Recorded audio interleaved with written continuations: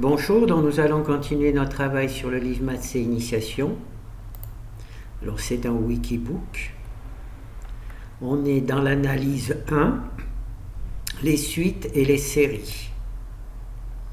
Alors pour étudier l'étude des séries, on a vu le test de l'intégrale, le test de la comparaison et des limites, et maintenant on va voir le ratio-test. Le ratio-test va être utilisé quand il sera difficile de trouver, par exemple, une série qui permette de comparer, une série standard qui permet de comparer par rapport à la série sur laquelle on veut travailler. Là, on va travailler d'une manière un petit peu différente. Alors, je vous laisse sélectionner la bibliothèque. Nous, on va commencer par récupérer le premier exemple.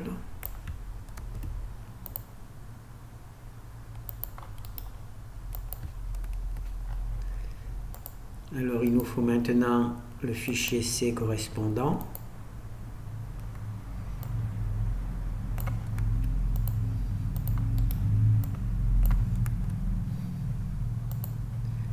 Voilà. Alors, ici, on a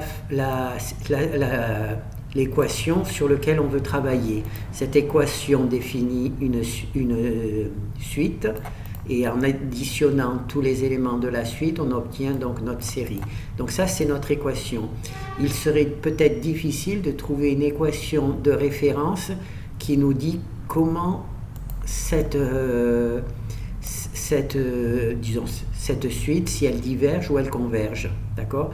Donc c'est pour cela qu'on va utiliser le ratio. Ça veut dire qu'on va prendre cette équation, là c'est 1 sur factoriel de n, c'est marqué ici, 1 sur factoriel de n, et on va prendre 1 sur n plus 1 factoriel de n.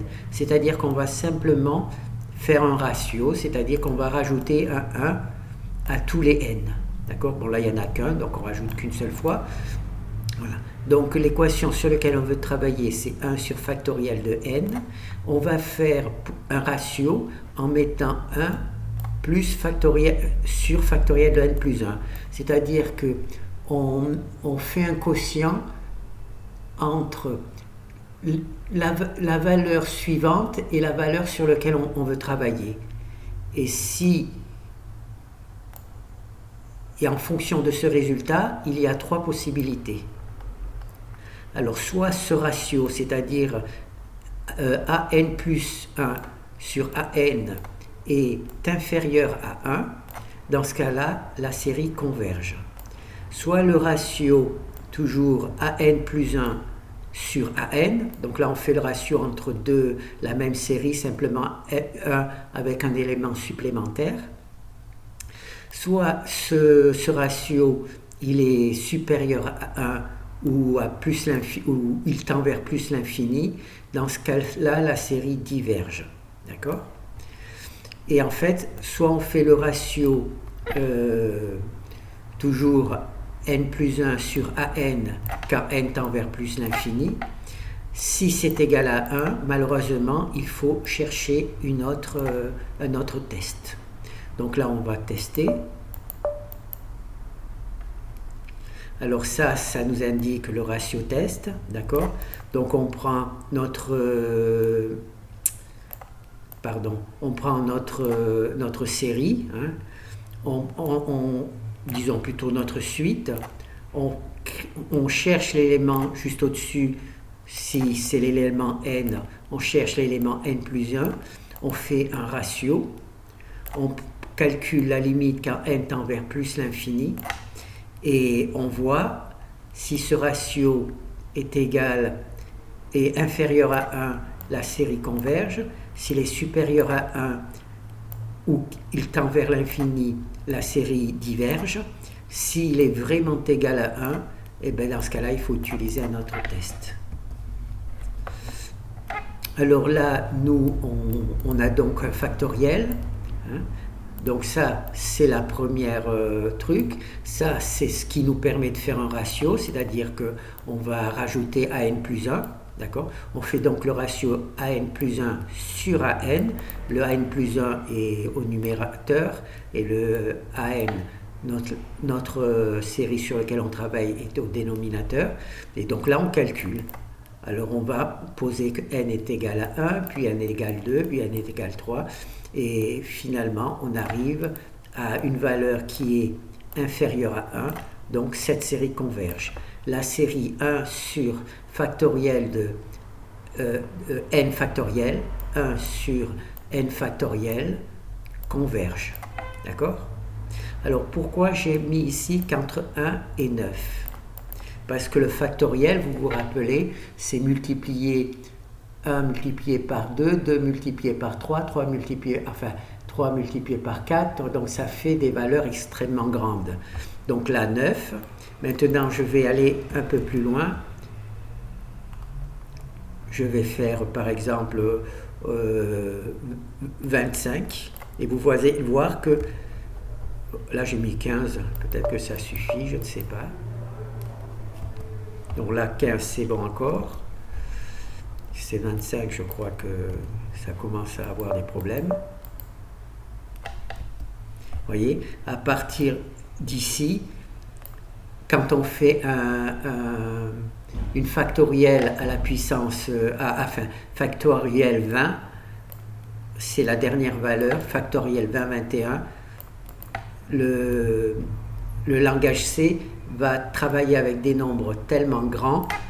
Factoriel 21, ça veut dire ça, 1 multiplié par 2, multiplié par 3, multiplié par 4, multiplié par 5, multiplié par truc, 21.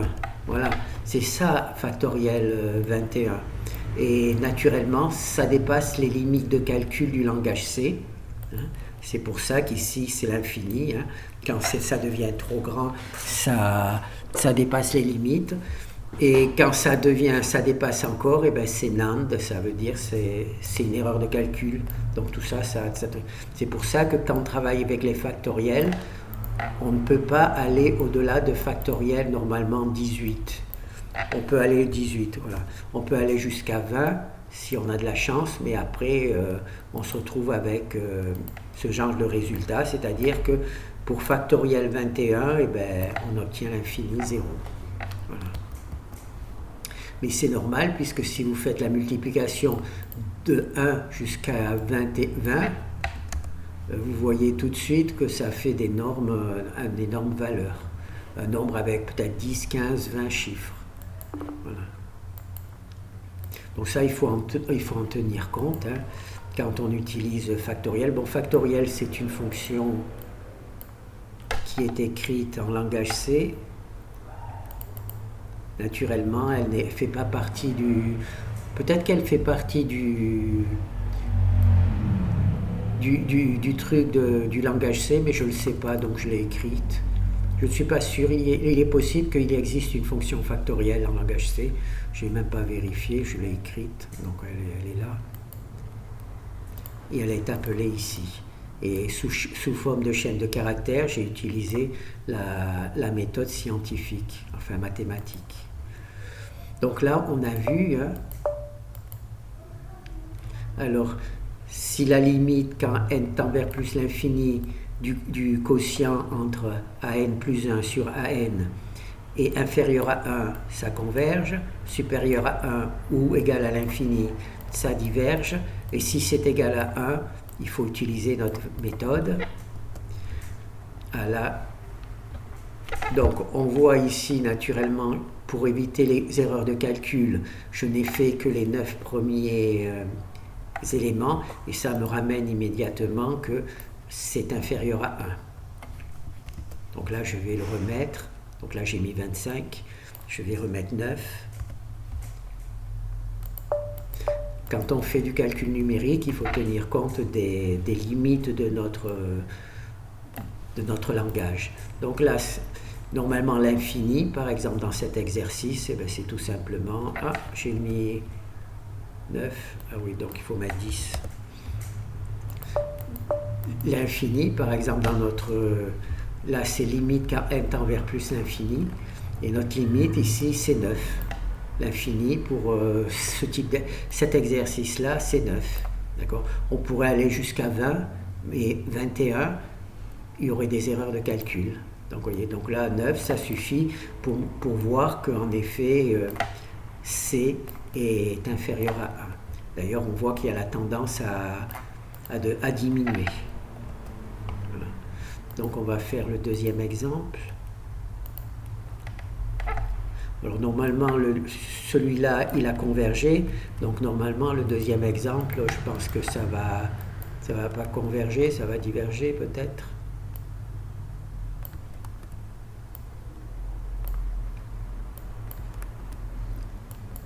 Voilà, le B enregistré. Ah non, je crois que le B, il converge encore. Enfin, je sais plus, on va voir. Je regarde. Il diverge, oui, c'est bon. Donc là, on va voir un exemple où ça diverge.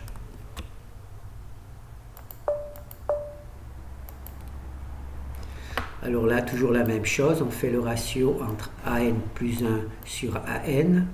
Pourquoi? Parce que dans la version sur les limites, on avait trouvé une fonction de référence par rapport à la fonction, à la série sur laquelle on veut travailler. Mais quand il est difficile de trouver des séries de référence, eh bien on peut utiliser le ratio. Le ratio, c'est tout simple, puisqu'on prend la série normale et on rajoute simplement 1. Donc là, le problème, c'est n à la puissance n sur factoriel de n, divisé par factoriel de n. N à la puissance n sur factoriel de n. D'accord? Et donc là, on voit que la valeur est au-dessus de 1. Elle est égale à 2. Et donc, la série diverge. Alors, si elle est inférieure à 1, la série converge. Si le quotient, si supérieur à 1 ou l'infini, la série diverge. Si elle est égale à 1, il faut utiliser un autre test. Voilà. Donc là, on a vu, alors il y a n puissance n sur factoriel de n. Dans l'exercice précédent, ici il y avait 1 sur factoriel de n, là ça convergeait. Maintenant il y a n puissance n sur factoriel de n, là ça diverge. Alors on va faire le troisième. Donc là on a vu un qui converge, un qui diverge. Après je ne sais pas qu'est-ce qu'il peut y avoir. Je crois que là il converge, oui. Oui, ça converge là. Ça converge et même ça vous donne la valeur exponentielle, le e, la valeur de e de la fonction exponentielle. Hop.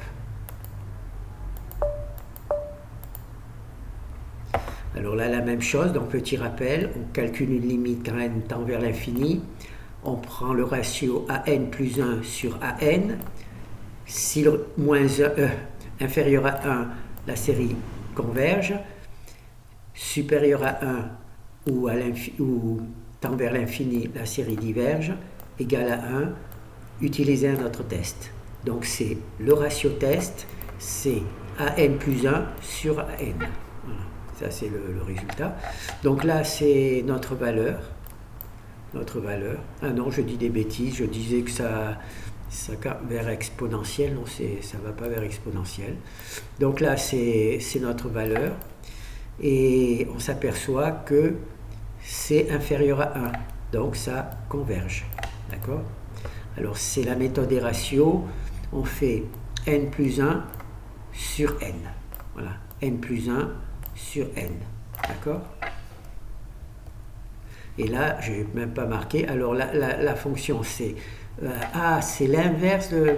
Dans la fonction précédente, c'était n puissance n sur factoriel n, et là j'ai fait l'inverse pour voir si ça a changé.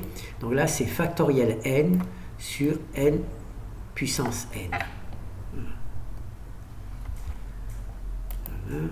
Et maintenant on va faire le dernier, le truc.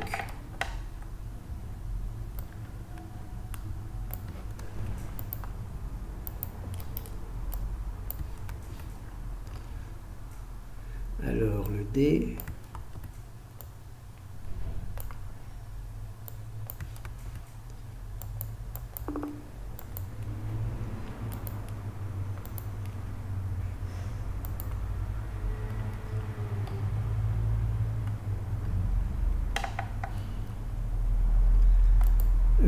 il me faut le fichier C qui permet de lancer le programme.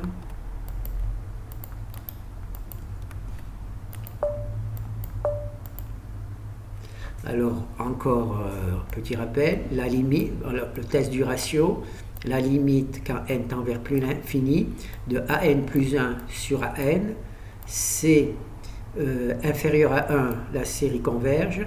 Limite quand n tend vers plus l'infini de an plus 1 sur an, c'est supérieur à 0, supérieur à 1, pardon, ou tendant vers l'infini, c'est la série qui diverge. Et troisième, limite quand n tend vers l'infini de an plus 1 sur an qui est égal à 1. Dans ce cas-là, il faut utiliser un autre test. Et voilà, et là malheureusement, on est dans le cas où on obtient 0,99. Et quand 0,99999, c'est en fait c'est 1. Donc là, pour cette particulière, il faut utiliser un autre test. Alors là, c'est 1 sur 3n plus 2. 3n plus 2, là on a 3n plus 1 plus 2, hein, puisque c'est le truc. Voilà. Et quand on fait le quotient de ces deux valeurs, on obtient 999, et 999, c'est naturellement 1. Ça, il y a des démonstrations sur YouTube où on vous montre que 999, c'est égal en fait à 1. Donc, et ben voilà. Alors, du point de vue du code, ben, il n'y a rien. Il n'y a pas de code du tout. Et oui, puisqu'il y a juste def. Il y a juste la fonction factorielle. Il n'y a pas d'autre fonction. Il n'y a pas d'autre fonction. Il n'y a pas d'appel de fonction. Non, non, il n'y a pas d'appel de fonction. C'est juste une boucle. On fait juste une boucle. C'est un programme sans fonction. C'est juste une boucle qui affiche des valeurs. Et ces valeurs, nous, on en déduit que ici c'est 1. Donc on en déduit nous-mêmes que il faut utiliser un autre test parce que cette limite-là est égale à 1. Voilà. Bon, ben voilà. Merci.